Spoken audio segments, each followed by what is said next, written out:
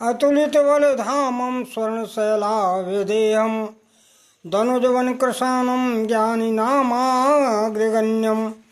सकलगुणनिधानं वानराणामधीशं रघुपतिप्रियभक्तं बात जातं नमामि। श्री सीताराम जी महाराज की जय। श्री वृंदावन बांके बिहारी लाल की जय। श्री हनुमान जी महाराज की जय। श्री गुरुदेव भगवान की जय।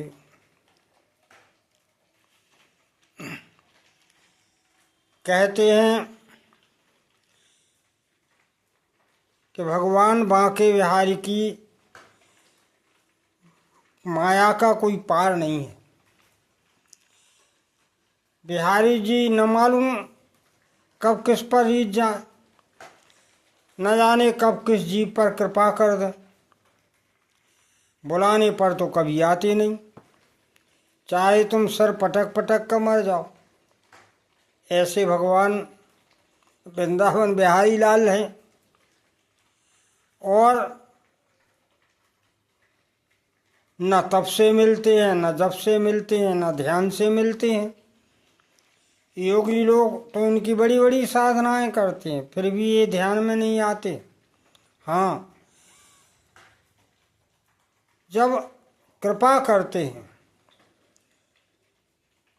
तो जीव पर अचानक ही कृपा करते। ये प्रभु की लीला है।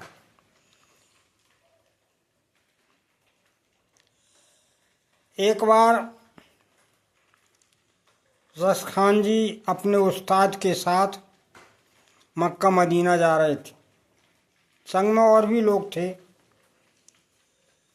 तो जब वृंदावन पास आया तो इनके उस्ताद ने रस खान जी से कहा कि रस खान, ये हिंदुओं का तीर्थ वृंदावन आ रहा है, एक कालिया रहता है, वो डस लेता है, इसलिए वहाँ यहाँ वहाँ मत देखना, नीची निगाह करके सीधे चले आना। बहुत बार कहते रहे। जब वृंदावन पास में आ गया तो फिर उस्ताद ने कहा कि रस खान, अभी हिंदुओं का तीर्थ आ गया है, यहाँ वहाँ मत देखना। तो रस खान जी के हृदय में कौतूहल हुआ कि आखिर कैसा कालिया नाग है। चलो नहीं देखेंगे भाई, नीची निगाह करके चलने लगे। उसी समय भगवान की कृपा हुई और रस खान जी को चारों तरफ बंसी की ध्वनि सुनाई देने लगी।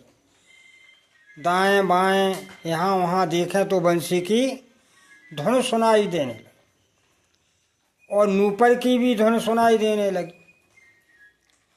जब बड़ी मधुर जो है मुरली की धुन थी, जिसे सुनकर के रस खान जी का मन मंत्रमुग्ध हो गया, आनंद से भर गया। आखिरकार यहाँ वहाँ देखा लेकिन कोई दिखाई नहीं दिया। अब तो जब यमुना जी के किनारे पहुँचे तो रस खान क्या देखते हैं कि भगवान अपनी प्रियाजू के साथ सामने खड़े हुए। यमुना जी के किनारे भगवान मंद मंद मुस्काते हुए मुरली बजा रहे। ऐसे अब दर्शन भगवान श्री कृष्ण ने दिए तो उस रूप माधुरी पर मोहित हो गए और इतने मोहित हो गए कि इन्हें सुध बुध भी नहीं रही अपने शरीर की।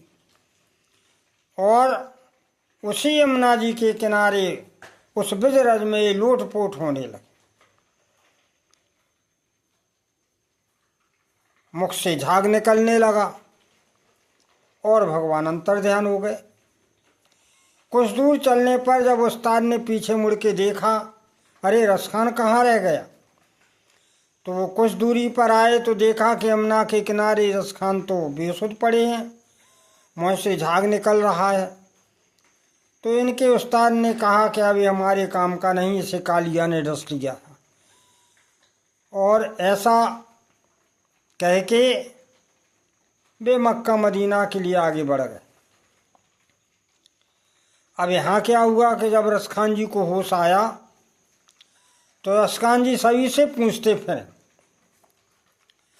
सभी से पूछे कि भाई वो कौन था श्यामला जो अपनी बेगम के साथ यहाँ खड़ा था यमुना किनारे, मुझे उसका पता तो बताओ। लेकिन कोई पता ना बताए, कौन बता दे पता। तब किसी संत ने दया करके, क्योंकि ये पागलों की तरह पूछ रहे थे, बता दिया कि भाई यहाँ से थोड़ी दूर चले जाओ, बांके बिहारी का मंदिर पूछ लेना, वही श्यामले सरकार है। अब तो ये पूछते पूछते बांके बिहारी जी के मंदिर में आए और जो मंदिर के अंदर प्रवेश करने लगे तो वहाँ पुजारियों ने रोक दिया, किसी ने नहीं जाने दिया अंदर, इनको किसी ने नहीं जाने दिया। तब फिर ये मंदिर के बाहर ही बैठ गए और एक दिन नहीं 3 दिन बिना अन्न और पानी पिए पड़े रहे। 3 दिन हो गए, बेहोश हो गए। तीसरे दिन के बाद में बांके बिहार जी राधिका जी के साथ आए और रसखान के सर पर जो हाथ रखा तो रसखान होश आ गया, चेतना आ गई। और भगवान बोले, लो रसखान, तुम भूखे हो 3 दिन से, प्रसादी पालो। चांदी के कटोरे में दूध भात का स्वादिष्ट जो है महाप्रसाद था और भगवान ने अपने कर कमलों से रसखान जी को खिलाया और खिला के भगवान अंतर्ध्यान हो गए। रसखान जी नहीं समझ पाए, उन्होंने जाना कोई बालक होगा, दया करके मुझे खिला गया। जब प्रातः काल हुआ तो लोगों ने देखा कि ये बाबा तो बेसुध पड़ा था, आज ये होश में भी है, इसके मुख पर दूध और भात भी लगा हुआ है। पास में क्या देखा कि एक चांदी का कटोरा भी डरा है। उस कटोरे को जब लोगों ने उठा के देखा तो उसमें बांके बिहारी जी का नाम जो है लिखा हुआ था। अब तो लोगों को समझते देर नहीं लगी, भक्तों को समझते देर नहीं लगी और उन्होंने कहा ये पागल नहीं है, ये तो भगवान का पहुंचा हुआ भक्त है, भगवान ही अपने कर कमले से इसे खिला गए। अब तो रसखान के चरणों की रज को सभी अपने सर पर धारण करने लगे। धन्य रसखान, ऐसे भगवान श्री कृष्ण के दीवाने।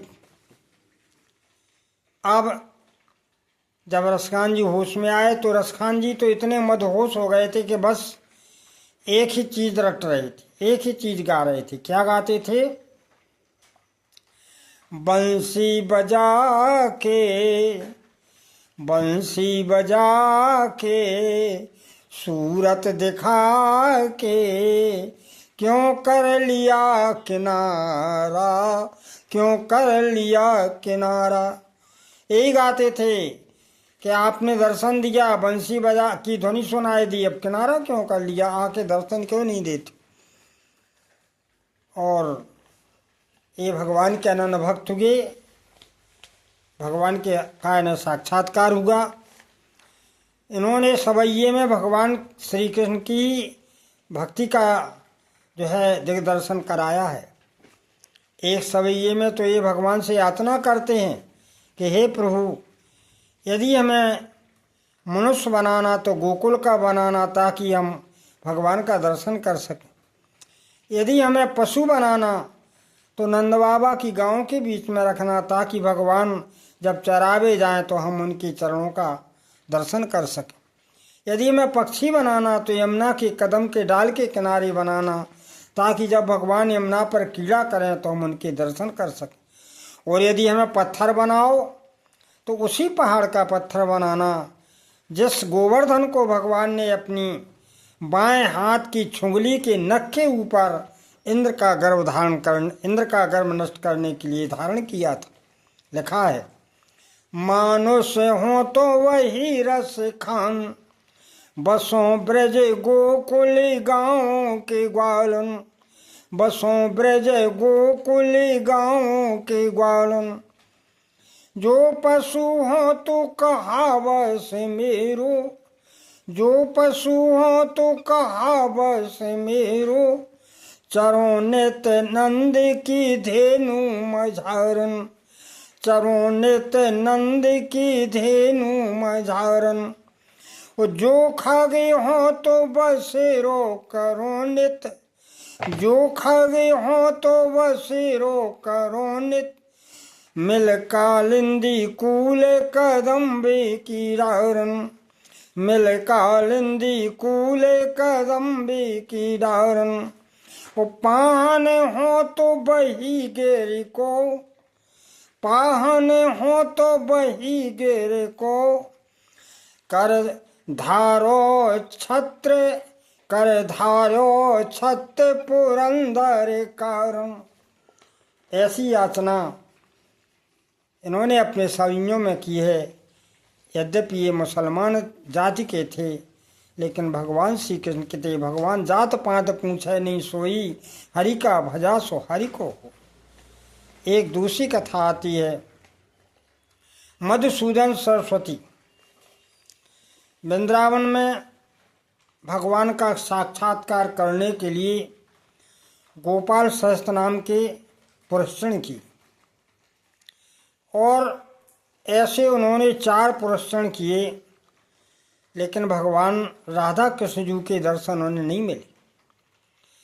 तब तो वे उदास होकर के वहाँ से श्री विश्वनाथ जी के पास काशी जी आ गए, और काशी जी में आकर के उन्होंने श्री काल भैरव जी की उपासना की, उनका अनुष्ठान किया। उनका इतना तन्मयता से अनुष्ठान किया, श्री काल भैरव जी प्रसन्न हो गए और मधुसूदन सरस्वती जी को दर्शन देके कहा, वर मांगो, क्या चाहते हो। तब मधुसूदन सरस्वती ने हाथ जोड़ के कहा कि भगवान, हमें तो केवल श्याम सुंदर के दर्शन करा दो, राधा कृष्ण जी का साक्षात्कार करा, यही हम चाहते। तो काल भैरव जी ने कहा कि जाओ वृंदावन में जाके गोपाल सहस्त्र नाम का पुरस्कृत करो, तुम्हें अवश्य दर्शन होगा। मधुसूदन सरस्वती बोले कि हे महाराज, हमने 4 पुरस्कृत कर लिए तो दर्शन नहीं हुआ। तब काल भैरव ने 4 पहाड़, पापों के 4 पहाड़ के दर्शन कराए। बोले तुम्हारे 4 जन्म के पहाड़ थे, पापों के पहाड़ थे, ये 4 पुरस्कृत से तो ये 4 पहाड़ ही नष्ट हुए हैं, अब आगे पुरस्कृत करो तो दर्शन मिलेगा। ऐसा जब उन्होंने सुना तो पुनः वृंदावन आकर के और भगवान कृष्ण के साक्षात्कार के लिए उन्होंने पुनः गोपाल सहस्त्र नाम का अनुष्ठान किया, पुरस्कृत किया, और कहना नहीं होगा कि अब की बार राधा माधव जी का दर्शन मिला। जब भगवान सामने आके खड़े हुए तो मधुसूदन सरस्वती ने मुँह फेर लिया। भगवान जब उस तरफ गए तो वहाँ पीठ करके इस तरफ मुँह कर लिया, भगवान फिर इस तरफ आए तो पीठ करके उस तरफ मुँह कर लिया। ये क्या है? भक्त, पहले तो भक्त भगवान को पाने के लिए लालच रहता है, और जब भक्त पा लेता है तो भगवान भक्त को पाने के लिए लालच रहते हैं, भक्त से वार्तालाप करने के लिए, मिलने के लिए लालच रहते हैं। ये इस बात का दिग्दर्शन कराता है, क्योंकि भगवान गीता में कहते हैं कि मैं भक्तों के बस में हूँ। बोलिए भक्त और भगवान की जय।